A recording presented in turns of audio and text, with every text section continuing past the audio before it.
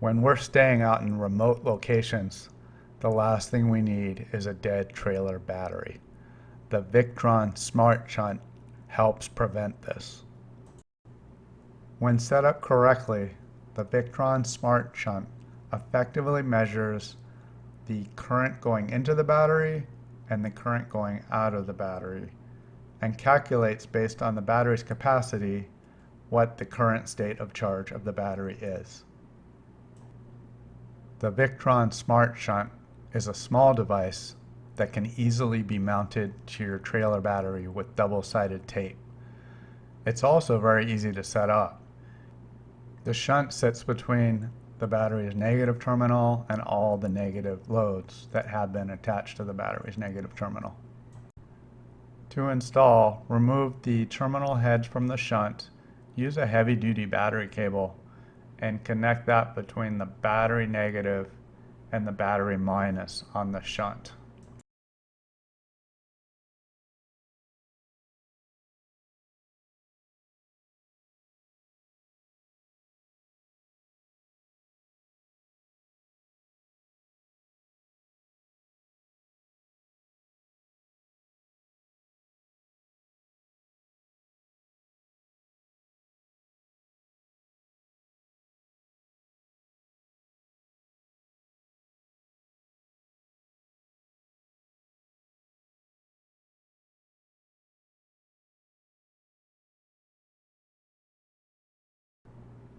The bolt from the negative terminal side of the battery is now removed, and all the negative loads are also removed. It's important to check each of the terminal rings from the negative loads to make sure they can easily slide onto the 3/8 inch bolts for the SmartShunt. In this case, a couple of the rings were too small in diameter, so we needed to pick out the appropriate 3/8 inch terminal ring, as well as having one with the right gauge wire inside so that we can crimp it easily.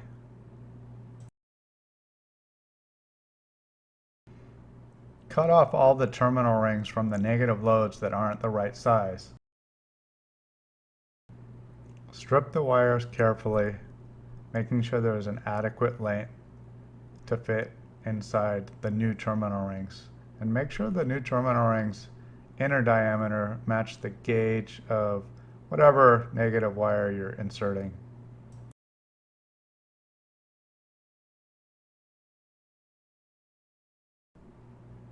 When ready, crimp the new terminal rings onto the negative load wires, and then use heat to shrink the outer tubing on to secure it to the wire.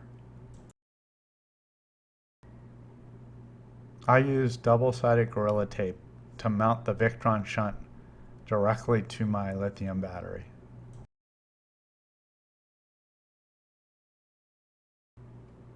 I first secured a length of tape and stuck it down onto the Victron mounting base.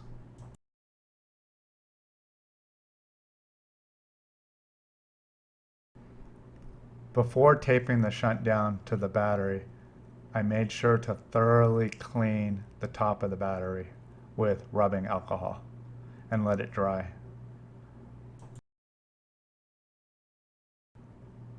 I selected a location close to the negative battery terminal.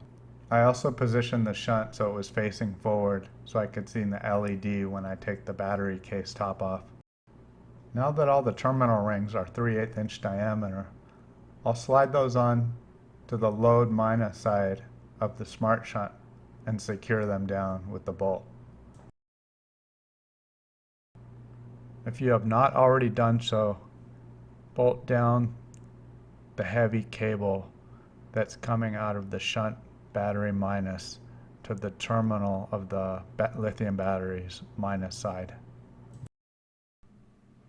The final step in the SmartShunt wiring is to connect the positive terminal wire from the side of the SmartShunt to the positive terminal of the battery, and this powers the SmartShunt. As soon as you do that, you'll see a blue blinking light. on the Smart Shunt, and that means it's ready to program. Before programming the Smart Shunt, I'm just making sure all my cables are neat, and then putting the top of the battery case back over the battery compartment, and then firmly securing it so that it's ready to travel.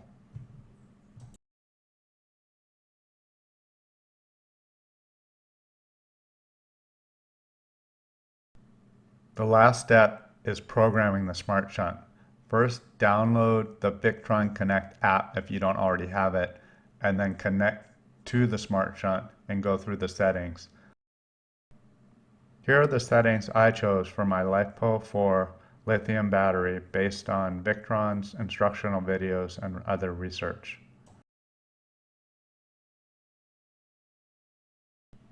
To accurately calibrate the Victron app, I fully charged my lithium battery and then synchronized the app at 100%. The Victron app has a great trends report, which also can show parasitic loads on the battery.